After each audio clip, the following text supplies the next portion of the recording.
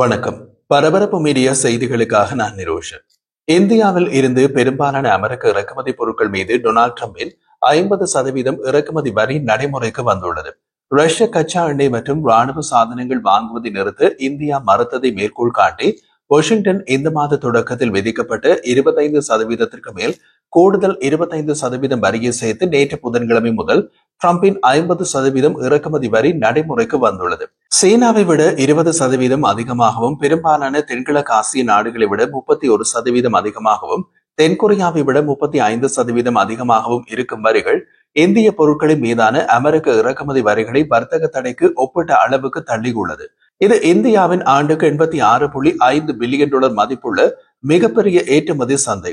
அதில் 2 பங்கு ஏற்றுமதிகள், 50% இறக்குமதிகள் வரியால் தாக்கப்பட்டுள்ளன. இது இந்தியாவில் அமெரிக்க ஏற்றுமதியை நம்பியுள்ள துறைகளில் வேலைவாய்ப்புகள் மற்றும் வளர்ச்சியினை அச்சுறுத்துகின்றது. எலாரா செக்யூரிட்டிஸின் கரிமா கபூர் இவ்வளவு கடுமையான இறக்குமதி வரிகள் மீது எந்த இந்திய பொருளும் எந்த போட்டியையும் தாங்க முடியாது என்று கூறினார். இறக்குமதி வரிகள் இந்த நிதியாண்டில் இந்தியாவின் மொத்த உள்நாட்டு உற்பத்தி வளர்ச்சியில் இருந்து 1% அளிக்கக்கூடும் என்று பொருளாதார வல்லுநர்கள் கூறுகின்றனர். இதனால் ஏற்படக்கூடிய பாதிப்புகள் என்ன? வேலையின்மை ஒரு கவலை. இந்தியாவில் ஒட்டுமொத்த வேலையின்மை வீதம் ஜூன் மாதத்தில் 5.6% இருந்தது. இது நகரங்களில் 7.1% உயர்ந்துள்ளது. அமெரிக்க ஏற்றுமதியில் ஏற்பட்ட பெரும் சரிவு மில்லியன் கணக்கான தொழிலாளர்களை பாதிக்கக்கூடும் என்று பொருளாதார வல்லுநர்கள் கூறுகின்றனர். இந்தியாவின் மிகப்பெரிய ஜெனரிக் மருத்துவத்துறை மற்றும் அதன் மின்னணுவியல் மற்றும் பெட்ரோலிய பொருட்கள் இறக்குமதி வரிகளில் இருந்து விலக்கு அளிக்கப்பட்டுள்ளன. அலுமினியம், எஃகு மற்றும் தாமிரம் 25% வரி விதிப்பில் உள்ளது.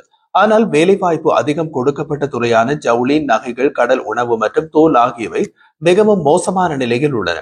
முன்னாள் இந்திய வர்த்தக அதிகாரியும் டெல்லியை தளமாக கொண்ட சிந்தனை குழுவான குளோபல் ட்ரேட் ரிசர்ச் இனிஷியேட்டிவின் நிறுவனருமான அஜய் ஸ்ரீவாஸ்தா பாதிக்கப்பட்ட துறைகளில் ஏற்றுமதி 70% சரிந்து 60.2 பில்லியன் டாலரில் இருந்து 18.6 பில்லியன் டாலராக குறையக்கூடும். அதே நேரத்தில் அமெரிக்காவுக்கான ஒட்டுமொத்த ஏற்றுமதி 43% குறையக்கூடும் என்று கூறினார். ஆகஸ்ட் 27 கட் ஆஃப் தேதிக்கு முன்னதாக நிறுவனங்கள் ஏற்றுமதிகளை விரைவுபடுத்தின. இறக்குமதி வரிச்சுவர் இப்போது அதிகரித்திருப்பதால் ஏற்றுமதியாளர்கள் மேலதிக வரி விதிப்புகளை தாங்கிக் கொள்ள வேண்டும். இது பலருக்கு சாத்தியமற்றதாக இருக்கும். அல்லது வியட்நாம், பங்களாதேஷ் மற்றும் மெக்சிகோ போன்ற நாடுகளுக்கு அமெரிக்க சந்தை பங்கை விட்டுக் கொடுக்க வேண்டும். இதுதான் வெளியே தெரியும் படம். இது இந்திய வர்த்தகம், தொழில்துறை மற்றும் பொருளாதாரத்திற்கு பேரழிவா? ட்ரம்ப் நினைப்பது போல இந்தியா ட்ரம்பிடம் சரணாகதி அடைய வேண்டியது தானா? நிச்சயமாக இல்லை. அதற்கு மாற்று வழிகள் உள்ளன. அத்துடன் டொனால்ட் ட்ரம்பின் வரி விதிப்பின் மிருகத்தனமான தாக்குதலை தடுக்கவும் திருப்பி தாக்கவும் இந்தியாவிடமும் சக்தி வாய்ந்த ஆயுதங்கள் உள்ளன. உதாரணமாக, இந்தியாவிடம் எந்த ஒரு தனி நாட்டிடமும் இல்லாத மிகப்பெரிய உள்நாட்டு சந்தை உள்ளது. மெக்சிகன் குளோபல் இன்ஸ்டிடியூட் இந்த ஆண்டு வெளியிடப்பட்ட அறிக்கையில் 2050 ஆண்டு உலகின் ஒட்டுமொத்த வாங்குவோரில் இந்தியாவின் பங்கு 16% இருக்கும் என்று தெரிவிக்கப்பட்டுள்ளது. இது 2023 9% இருந்தது. 2050 ஆண்டில் வட அமெரிக்கா மட்டுமே 17% பங்களிப்புடன் இந்தியாவை விட முன்னணியில் இருக்கும் என்று அதில் தெரிவிக்கப்பட்டுள்ளது. இங்கு வட அமெரிக்கா என்பது அமெரிக்கா, கனடா மற்றும் 3 நாடுகளை கொண்டது. அப்படி பார்க்கும்போது இந்தியா தான் உலக அளவில் வாங்குவோரை கொண்ட நாடாக இருக்கும். இந்த மதிப்பீடு மக்களின் வாங்கும் திறன் அடிப்படையிலானது. உலக அளவில் இந்தியாவின் பங்கு அதிகரித்து வருவதற்கு அங்குள்ள மிகப்பெரிய இளைஞர் மக்கள் தொகையே காரணம். அது நீண்ட கால நோக்குடன் இந்தியாவிடம் உள்ள ஆயுதங்களில் ஒன்று. உடனடி நிவாரணம் என்ன? அதற்கும் இந்தியாவிடம் ஆயுதம் இருக்கிறது. ட்ரம்பின் வரி விதிப்பால் இந்தியாவில் அதிகம் பாதிக்கப்படும் துறை ஜவுளித்துறை என்று சொல்கிறார்கள். அது எண்களை அடிப்படையாக வைத்து கூறப்படும் கூற்று.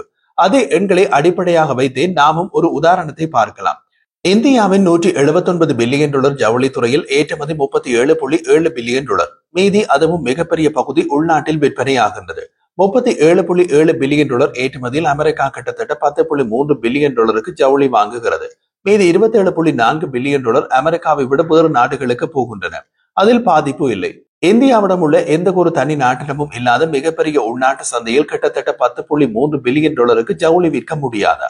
அதை இப்படி பாருங்கள். இந்தியாவின் 179 பில்லியன் டாலர் ஜவுளி துறையில் ஏற்றுமதி 37.7 பில்லியன் டாலர் போக 141.3 பில்லியன் டாலர் இந்தியாவிலேயே விற்கப்படுகிறது.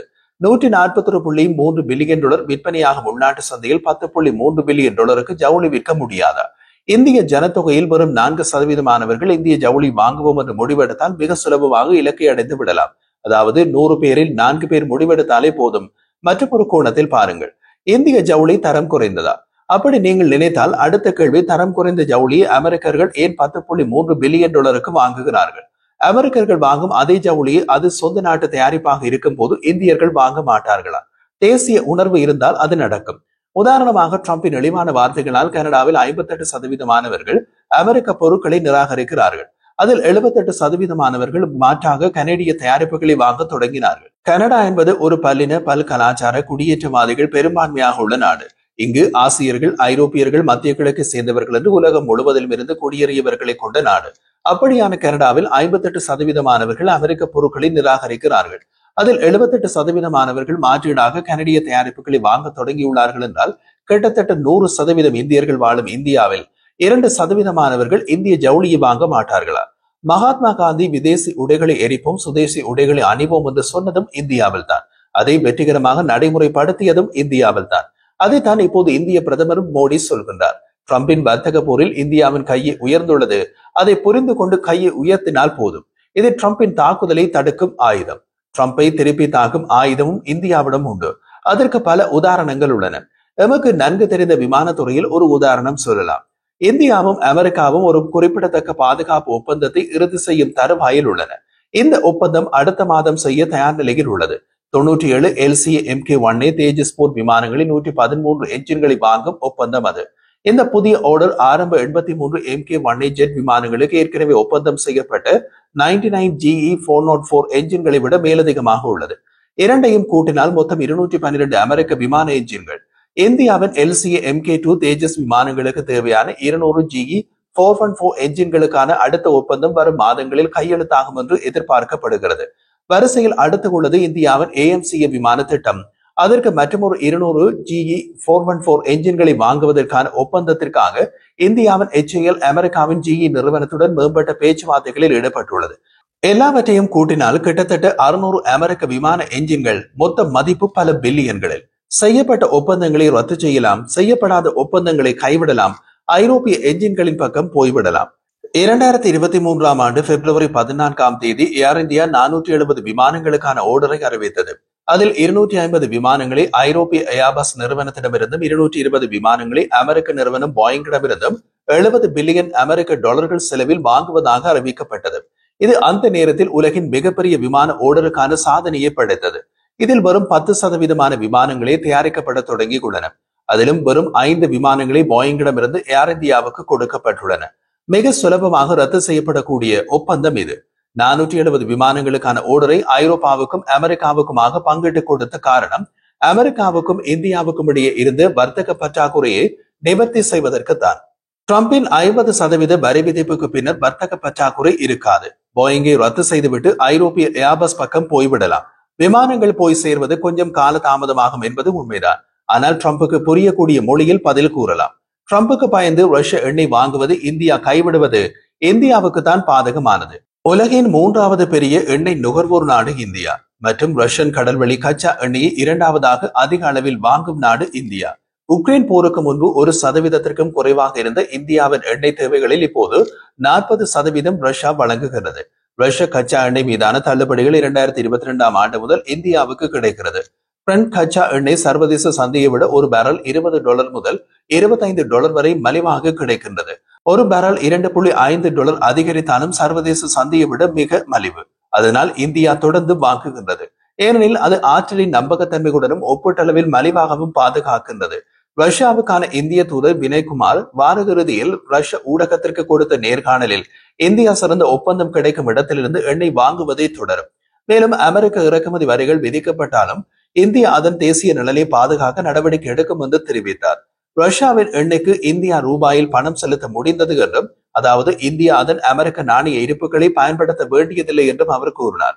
மேலும் கூறிய அவர், இப்போது தேசிய நாணயங்களில் வர்த்தக தீர்வுக்கான ஒரு செயற்பாட்டு அமைப்பு எங்களிடம் உள்ளது. எண்ணெய் இறக்குமதிகளுக்கு பணம் செலுத்துவதில் இப்போது எந்த பிரச்சனையும் இல்லை என்றும் அவர் கூறியிருந்தார். உக்ரைனில் போர் தொடங்கியதிலிருந்து மலிவான ரஷ்ய எண்ணெயை வாங்குவதன் மூலம் இந்திய நிறுவனங்கள் $17 பில்லியன் மிச்சப்படுத்தியதாக கணக்கிடப்படுகிறது. நரேந்திர மோடியின் அரசாங்கம் இந்தியர்களை உள்நாட்டில் தயாரிக்கப்பட்ட பொருட்களை வாங்க வலியுறுத்தியுள்ளது. நாடு தழுவிய பொருட்கள் மற்றும் சேவை வரியை மாற்றவும், செலவினங்களை அதிகரிக்க பெரும்பாலான விகிதங்களை 5% அல்லது 18% குறைக்கவும் அரசாங்கம் திட்டமிட்டுள்ளது. இது செயற்படுத்தப்பட்டால் இந்தியாவில் உணவு, ஜவுளி மற்றும் சிமெண்ட் போன்ற அத்தியாவசிய பொருட்கள் மலிவானதாக மாறும். அதே நேரத்தில் ஆடம்பர பொருட்கள் விலை உயர்ந்ததாகவே இருக்கும். அத்துடன் இந்தியா தனது சந்தைகளை பன்முகப்படுத்த முயன்று வருகிறது. மேலும் சமீபத்தில் பிரிட்டனுடன் ஒரு சுதந்திர வர்த்தக ஒப்பந்தத்திலும் கையெழுத்திட்டது. இந்திய ஏற்றுமதிக்கு புதிதாக 40 நாடுகளில் சந்தை இருப்பதாக வர்த்தக அமைச்சு கூறுகின்றது. அதிகரித்து வரும் அமெரிக்க இறக்குமதி வரிகளுக்கு பதிலடி கொடுக்கும் விதமாக ஒரு தந்திரோபாய முன்னெடுப்பின் ஒரு பகுதியாக இந்தியாவும் சீன முதலீட்டுக்கு எச்சரிக்கையுடன் தயாராகி வருகின்றது. எவ்வளவு அதிகம் அழுத்தம் இருந்தாலும் அதை தாங்கும் வலிமையை இந்தியா தொடர்ந்து உருவாக்கும் என்று பிரதமர் நரேந்திர மோடி கூறியிருந்தார். அதன் அர்த்தம் தனது நலன்களை பாதுகாக்க இந்திய மிகப்பெரிய விலையை கொடுக்கவும் தயாராக உள்ளது. டிரம்பின் பருப்பு இந்தியாவில் வேகாது.